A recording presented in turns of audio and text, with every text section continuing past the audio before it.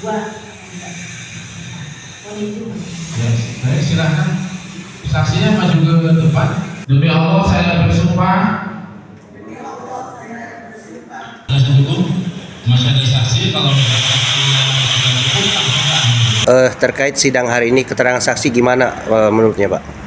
Baik, untuk saksi hari ini sudah kita ada 6 saksi. Semua mengatakan tidak ada aliran dana ke terdakwa Idaman Ginting Soeka. Dan jumlah hari ini saksi, seluruh saksi sudah 18 orang. Satu pun tidak ada aliran dana ke Jenderal Ginting. Baik juga Pak Jenderal Idaman Ginting selaku terdakwa meminta kepada rekanan bisnis ini. Begitu juga rekanan bisnis ini juga tidak pernah memberikan apapun ke terdakwa Idaman Ginting Soeka. Baik, selanjutnya keterangan saksi terkait adanya perjanjian kerjasama dengan BKS dengan pihak-pihak tadi itu seperti apa, Pak, tanggapannya, Pak? Baik, untuk terhadap tanggapan kerjasama ini, jadi sedikit saya flashback dulu ke belakang. Sebelum dulu Direktur Utama mengakhiri jabatan di Prusda BKS tahun 2020, saya melaporkan seluruh rekanan bisnis ini yang ada 5 di Polresta Samarinda. Tapi Polresta Samarinda tidak melanjutkan perkara ini karena seluruh rekanan bisnis ini ada jaminan dan ada kuasa untuk menjual apabila ada mereka tidak melunasi hutangnya kepada Prusda BKS. Itulah yang membuat dihentikan.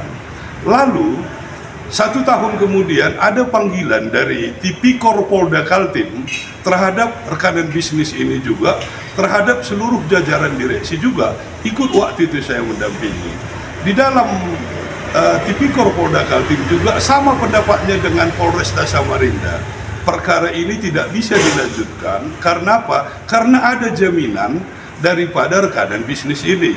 Kedua, tidak ada kesalahan dalam hal ini karena jajaran direksi BKS ini adalah swasta, bukan pejabat pemerintah atau pejabat negara. Itulah maka dihentikan. Oleh sebab itu, 2 tahun kemudian terjadilah panggilan lagi di Kejaksaan Tinggi. Inilah sampai sekarang bergulir ke pengadilan ini. Itu kira-kira tanggapan saya. Berarti pendapat dari kepolisian itu, Pak, ini bukan pidana, itu hanya perdata kemungkinannya, seperti, Pak? Seperti itu jawabannya. Tidak, walaupun kita selaku pelapor di Polresta, dia mengatakan karena ada jaminan, Pak. Dan yang bisnis ini antara Prusda BKS dengan pihak rekanan bisnis. Mereka semua ada jaminan. Jadi apa yang dikatakan pidana, begitulah kira-kira menurut analisa penyidik waktu itu. Baik, ada hal lain, Pak, mau disampaikan? Hal lain yang saya disampaikan dalam hal ini adalah terhadap keterangan saksi, keseluruhan saksi hari ini sudah jelas terang benderang.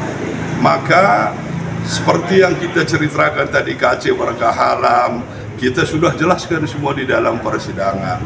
Semoga majelis hakim dan saudara jaksa penuntut umum terang cermat dalam menyidangkan perkara ini, karena ada keganjilan satu di sini seperti tadi pertanyaan saya terakhir kepada KC Berkah Alam. Dari 5 rekanan bisnis ini hanya 3 yang sampai di pengadilan selaku rekanan bisnis. 2, yang 2 tidak. 1 adalah PT Berkah Mandiri itu kalau tidak salah, itu sudah almarhum, sudah meninggal, wajar tidak hadir. Apa keistimewaan KC Berkah Alam sehingga dia tidak ditarik ke dalam persidangan ini?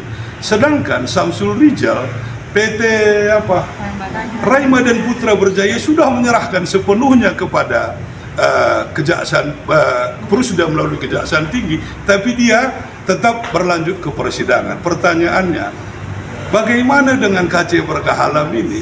Sedangkan dia masih punya hutang, tapi dia tidak dibawa ke persidangan ini.